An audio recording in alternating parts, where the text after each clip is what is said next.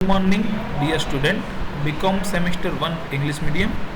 Dear students, in our previous lectures we count the example number 1. Okay, and we learned how to calculate the example of purchase of business. Now in today's lectures I choose the example number 3, and in this example there is some different type of point of view. In these lectures we learn some new point in these chapters. So friends, I humbly request to listen me carefully and watch the video very carefully. Friends, you can see on your screen example number 3, the Satyam Company Limited. So friends, the Satyam Company Limited was incorporated on 1st April 2011 to purchase the business of Messrs Kapoor Brothers. Its authorized share capital was 10,000 equity share of rupees 10 each. The balance sheet of the firm as on 31st March 2011 was as under. तो friends यहाँ पे क्या है कि जो सत्यम company limited है वो messrs Kapoor का बिजनेस को परचेज कर लेती है और उनकी ऑथोराइज कैपिटल कितनी है वो 10,000 शेयर्स और पर शेयर कितना 10 रुपीज़। और हमें जो बैलेंस शीट दिया गया है वो किस तारीख का है तो 31 मार्च 2011। तो फ्रेंड्स अब चलते हैं हम बैलेंस शीट की ओर। तो लायबिलिटी साइड्स, तो capital Raj 60,000, Shashi 40,000, total 1 lakh, reserve 4,000, bank loan 3,000, creditors 22,000, bills payable 7,000, land and building 48,000, plant and machinery 20,000, stock 24,000, debtors 23,200, investment 4,800, bills receivable 6,400 and bank 9,600, total 1,36,000। Now friends, business purchase condition कि हम किस शर्तों पे business को purchase कर रहे हैं। तो condition for the business purchase whereas under, तो सबसे पहले है number 1, land and building at ₹50,000, stock at ₹20,000 and other assets are to be taken at book value. तो फ्रेंड्स यहाँ पे हमें ज़मीन और जो मकान है उसकी हमें नई कीमत कितनी दी है 50,000 और स्टॉक की 20,000, और बोला गया कि बाकी की जो एसेट्स थी वो हमने उसकी जो बुक वैल्यू है उसके मुताबिक उसको परचेज कर लिया। Second, goodwill of the firm is to be value at ₹10,000।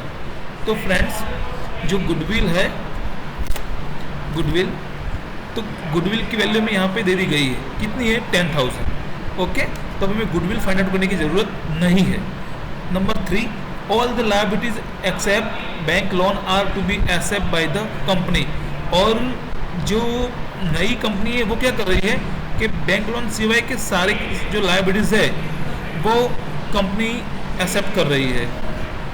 Firms dissolution expense, तो फर्म्स डिसोल्यूशन एक्सपेंस क्या है तो firms dissolution expense were ₹1,000 which was borne by the company.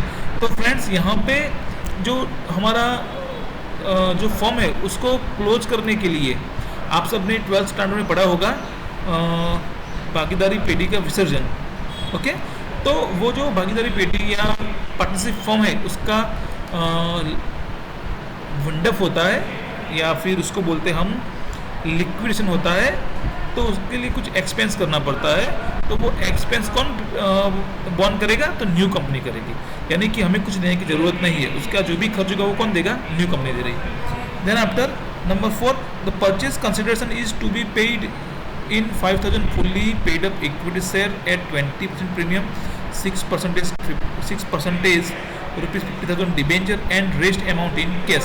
तो हम यहाँ पे हमारी परचेज प्राइस कितनी वो मैंने दी गई, लेकिन हमें बोला गया है कि भाई हम जब परचेज प्राइस देंगे तो उसमें से हम 5,000 fully paid up equity share देंगे, वो भी 20% प्रीमियम के साथ। उसके बाद 6% की हम 50,000 डिबेंचर देंगे और कुछ बाकी रहता है तो हम उसको कैश देंगे। Delivery expense of the company amount to ₹1,600, और कंपनी का एस्टैब्लिश एक्सपेंस या प्रीलिमिनरी एक्सपेंस कितना हुआ 1,600, वो भी कौन पे करेगा हमारी नई कंपनी पे करेगी। ओके फ्रेंड्स, तो हमें इसके मुताबिक अब हमें क्या करना है एग्जाम्पल कैलकुलेट करना है। तो यहाँ पे हमें परचेज प्राइस दी नहीं गई, तो जब आपको परचेज प्राइस दी ना गई तो थोड़ा सा स्टेप में चेंज करना होगा और इसको हम नेट एसेट्स मेथड बोल सकते हैं, क्योंकि यहाँ पे हम नेट एसेट्स मेथड के आधार पे एग्जाम्पल कैलकुलेट करेंगे। ओके, तो नेट एसेट्स मेथड के मुताबिक हम यहाँ पे एग्जाम करेंगे। तो इसीलिए अब हमारे यहाँ पे हम इसको सबसे पहले फाइंड आउट करेंगे नेट एसेट्स। तो नेट एसेट्स में क्या होगा, तो फ्रेंड्स नेट एसेट्स जो है उसमें हम क्या करेंगे, तो सबसे पहले जो भी हमें नई वैल्यू दी गई वो नई वैल्यू, और जो भी हमें यहाँ पे एडजस्टमेंट दिया गया है या कंडीशन दी गई उसको हम यहाँ पे अप्लाई करेंगे। तो सबसे पहले हम एसेट्स की ओर चलते हैं। तो यहाँ पे देखो मैंने आप 1 मिनट, तो फ्रेंड्स आप यहाँ पे देखिए कि हमें क्या करना होगा। अब यहाँ पे हमें नेट एसेट्स फाइंड आउट करने की, तो यहाँ पे देख सकते हैं कि assets rupees, liabilities rupees. Okay, तो यहाँ पे हम चलते हैं सबसे पहले। तो हमारे यहाँ पे पहले कौन सा है, लैंड एंड बिल्डिंग, लेकिन हम पे आके जाएंगे पहले यहाँ पे गुडविल।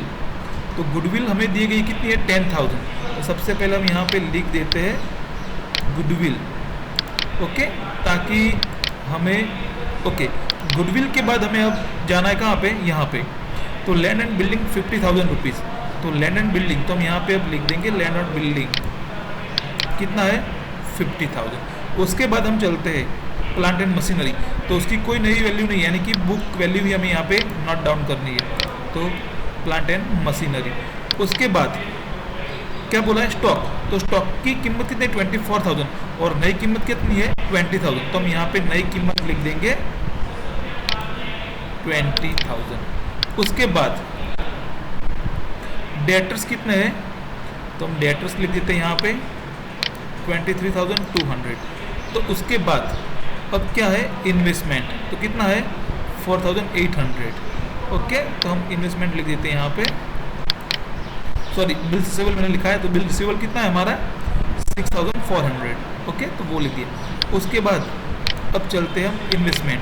तो इन्वेस्टमेंट कितना है हमारा, 4,800। ओके, और बैंक बैलेंस कितना है, 9,600। तो हम बैंक बैलेंस कर यहाँ पे लिख देते हैं। तो कितना आया, 9,600। तो अब इन सबका टोटल कितना हुआ, तो वो हम फाइंड आउट कर लेते हैं। वो हुआ 1,44,000। अब इसमें से क्या करेंगे, हम लाइब्रेरीज को डिडक्ट कर देंगे। अब फ्रेंड्स अब हम क्या करेंगे, तो हम लाइब्रेरीज को एसेट्स में से डिडक्ट कर देंगे। तो चलते हैं अपने बैलेंस शीट पे, देखते हैं कौन से लाइब्रेरीज हैं। तो यहाँ पे देखिए फ्रेंड्स, बैंक लोन, क्रेडिटर्स और बिल्स पेएबल, ये तीनों हमारी लाइबिलिटीज है। ओके, यहाँ पे तो यहाँ पे 3 ही है लाइबिलिटीज, तो बैंक लोन, क्रेडिटर्स और बिल्स पेएबल। लेकिन हमें यहाँ बोला गया है, आप देखिए कि all the liabilities except bank loan are to be accept by the company. इसका मतलब क्या हुआ फ्रेंड्स, इसका मतलब ये होता है कि हम बैंक लोन के सिवा जितनी भी हमारी लाइबिलिटीज को एक्सेप्ट कर लेते हैं, मतलब कि हम बैंक लोन को एक्सेप्ट नहीं करते। ओके, और उसके सिवा की जो भी उसके अलावा जो भी बाकी की जो असेट्स है वो हम क्या कर रहे हैं, एक्सेप्ट कर लेते हैं। ओके, तो फ्रेंड्स हम यहाँ पे अब लाइबिलिटीज पे लिख देते हैं। जो हमारी लाइबिलिटीज है वो सबसे पहले होगा क्रेडिटर्स।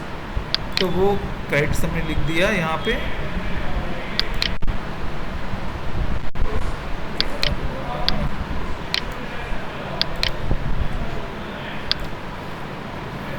तो अब हम चलते हैं अपने लाइबिलिटीज़ की ओर और देखते हैं कि कौन कौन सी लाइबिलिटीज़। तो हमने बोला ना, हमने पहले हमने डिस्कस किया कि भाई क्रेडिटर्स जो है वो उसको हम एक्सेप्ट करते हैं।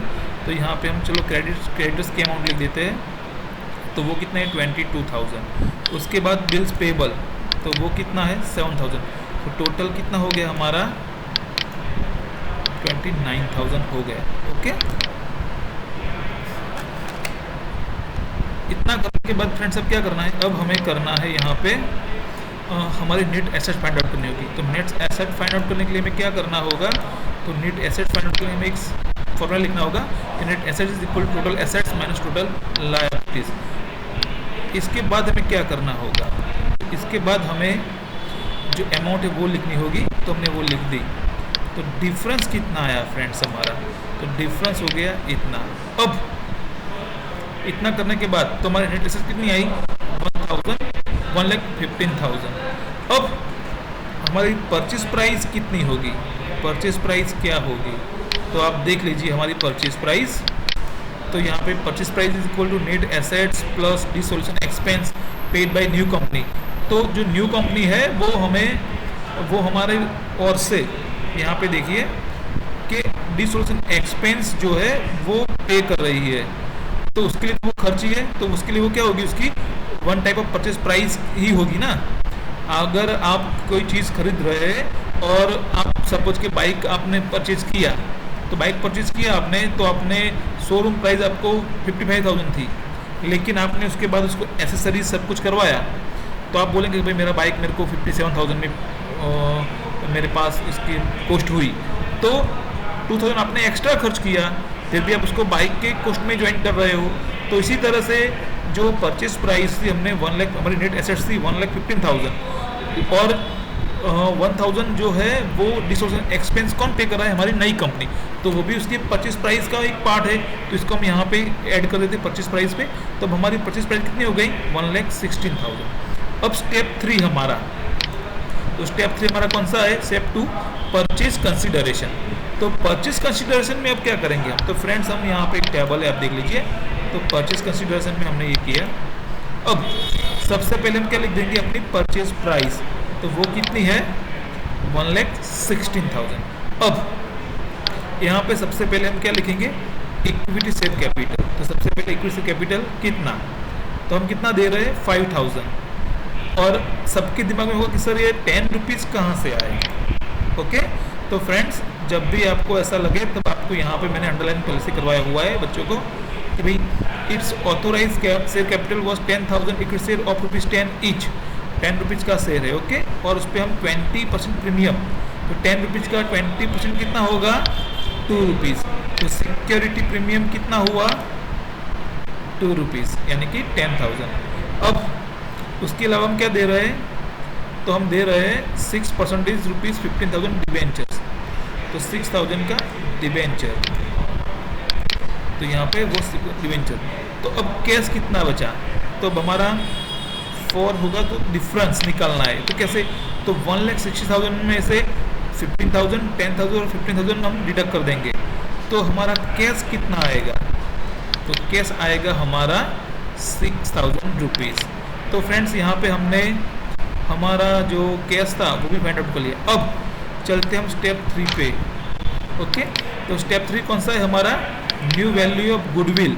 तो उसका पूरा क्या है कि मैं गुडविल की भी न्यू वैल्यू फाइंड आउट करूँगी ना, तो गुडविल, तो फ्रेंड्स आप देखिए यहाँ पे goodwill is equal to goodwill plus dissolution expense paid by the new company, यानी कि अगर हमारा डिसोल्यूशन एक्सपेंस नई कंपनी पे कर रही है तो उसकी अमाउंट हमें गुडविल में क्या करनी है, ऐड कर देनी है। तो चलिए हम इसको ऐड कर देते हैं, तो उसकी वैल्यू कितनी होती है, तो हमारे पास 10,000 रुपीज़ हमें ऑलरेडी यहाँ पे दिया हुआ था। ओके, और 1,000 में डिसोल्यूशन एक्सपेंस पे ऐड कर दिया, तब उसकी वैल्यू कितनी हो गई, 11,000 रुपीज़, सॉरी यहाँ पे रही 11,000 रुपीज़ हमारी गुडविल की वैल्यू हो गई। उसके बाद चलते हैं अब स्टेप 4 पे, न्यू बैलेंस ऑफ कैश। तो न्यू बैलेंस ऑफ कैश क्या है, तो न्यू बैलेंस ऑफ कैश, तो उसको कैसे फाइंड आउट करेंगे, तो फ्रेंड्स सबसे पहले हम यहाँ पे लिखेंगे balance as on balance sheet, sorry particular rupees, यहाँ पे हम लिखेंगे balance as on balance sheet. तो बैलेंस शीट में हमें कितना बैलेंस दिया गया है बैंक का, तो देखते 9,600। ओके, अब उसमें से हमें क्या सबसे पहले डिडक्ट करना होगा, तो सबसे पहले हम डिडक्ट करेंगे paid cash to purchase 6,000 rupees. कौन सा, तो ए, हमने उसमें कैश परचेज कैश पेमेंट किया 6,000 रुपीज़ हमारा बिजनेस परचेज करने के लिए, तो वो 6,000 हम यहाँ डिडक्ट कर देंगे। तो अब हमारे पास कितना बचा, तो हमारे पास बचा 3,600। अब उसमें से हम क्या पे करेंगे, तो अब यहाँ पे देखिए हमें कुछ बोला गया था कि primary expense of the company amount to ₹1,06,00,000, यानी कि हम 1,600 रुपया जो है वो हमारा प्राइमरी एक्सपेंस पे कर रहे हैं, तो वो भी नई कंपनी का है, तो इसलिए हम यहाँ पे पे कर देंगे। तो अब हमारे पास कैश कितना रहा, तो हमारे पास कैश रहा अब 2,000, यानी कि हमारा बैंक बैलेंस कितना रहा, 2,000। अब इसके बाद हमें क्या करना है, तो इसके बाद अब हमें बैलेंस शीट बनाना है। तो हम बैलेंस, तो फ्रेंड्स हमारा स्टेप 5 कौन सा है, तो स्टेप 5 है हमारा बैलेंस शीट। तो बैलेंस शीट में सबसे पहले लायबिलिटी साइड हम चलते, लायबिलिटी साइड में हम क्या लिखेंगे, तो सबसे पहले हमें क्या लिखना है, तो आपको बता दूं यहाँ पे आपने जो लिखा है 1 2 3 इतने आइटम हमें बैलेंस शीट में दिखानी है इसी सीक्वेंस में। ओके, तो हम चलते हैं अब यहाँ पे बैलेंस शीट पे। तो हम यहाँ पे लिखेंगे सबसे पहले हमारा equity share capital 5000 equity share.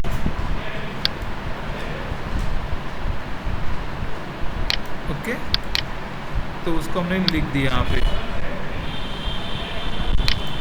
अब चलते हम आगे। तो उसके बाद हमारा क्या है, सिक्योरिटी प्रीमियम, तो वो कितना है, तो 5000 पर 10%, तो वो कितना होगा हमारा 10,000। उसके बाद हम क्या लिखेंगे, डिबेंचर, क्योंकि हम डिबेंचर तो कितने थे 50,000। अब उसके बाद हमें चलना है कहाँ पे, यहाँ पे। तो हमने यहाँ पे लाइबिलिटीज कौन सी एक्सेप्ट की है, तो क्रेडिटर्स और बिल्स पेबल, तो इनको यहाँ पे हम नोट डाउन कर लेते हैं। तो क्रेडिटर्स हमारे कितने थे 22,000 और बिल्स पेबल हमारा कितना था 7,000। इसके अलावा हमारे पास और कुछ डिटेल नहीं है लाइबिलिटीज की साइड। अब चलते हैं एसेट्स पे। तो एसेट पे सबसे पहले हम क्या लिखेंगे, गुडविल। तो गुडविल तो हमने उसकी न्यू वैल्यू फाइंड आउट कर ली थी, वो कितनी है 11,000। तो यहाँ पे हम लिख देते हैं 11,000। ओके, उसके बाद हम अब क्या करना है, तो यहाँ पे इतने से इतनी जो बैंक को छोड़ के, हमें बैंक और कैश हो तो उसको छोड़ के जितने भी लाइबिलिटीज एसेट्स है वो हम यहाँ पे लिख लेंगे। तो चलते सबसे पहले लैंड और बिल्डिंग। ओके, तो वो कितनी है हमारे यहाँ 50,000 थी। उसके बाद प्लांट एंड मशीनरी, तो वो कितनी थी हमारी 20,000 थी। ओके, तो इतना हमने लिख दिया। अब इसको जरा से मैं एडजस्ट कर लेता हूँ। ओके, उसके बाद हमारा स्टॉक वो कितना था 20,000। उसके बाद हमारे डेटर्स, तो वो कितने थे 20। उसके बाद हमारा बिल्स रिसीवेबल, वो कितना था हमारा 64। उसके बाद हमारा इन्वेस्टमेंट, तो वो कितना था हमारा 4,800। उसके बाद हमारा बैंक, तो बैंक को हमें कितना लेना 2,000 यहाँ पे लिखा। क्यों, तो यहाँ पे देखो हमने नया उसका बैलेंस फाइंड आउट कितना 2,000, तो हमने इसे यहाँ पे लिख दिया 2,000। उसके बाद अब यहाँ पे हमें लास्ट में आपको डिफरेंट मिलेगा। हम इसका टोटल कर लेते हैं कि टोटल कितना आएगा, तो 1,39,000। तो यहाँ पे 1,39,000 हमें यहाँ पे करना है। तो यहाँ पे आपको कुछ इतना डिफरेंट आएगा, कितना, तो ये क्या है, तो आपको बता दूं मैं ये क्या है। तो ये है हमारा प्रीलिमिनरी एक्सपेंस। तो फ्रेंड्स, इसी तरह आपको ये एग्जाम्पल कैलकुलेट करना है। आज मैंने एक नई तकनीक अपनाई है ताकि आपको समझ में आ सके। आई होप आपको आज का लेक्चर्स पसंद आएगा, और वीडियो भी पसंद आए तो आप उसको लाइक कीजिए, शेयर कीजिए और सब्सक्राइब कीजिए। और ये एग्जाम्पल आप घर पे एक बार फिर से इसको कैलकुलेट करना, क्योंकि हमने ये नेट एसेट्स मेथड की यूज़ करके हमने एग्जाम्पल कैलकुलेट किया है फ्रेंड्स। ओके, थैंक यू, जय हिंद।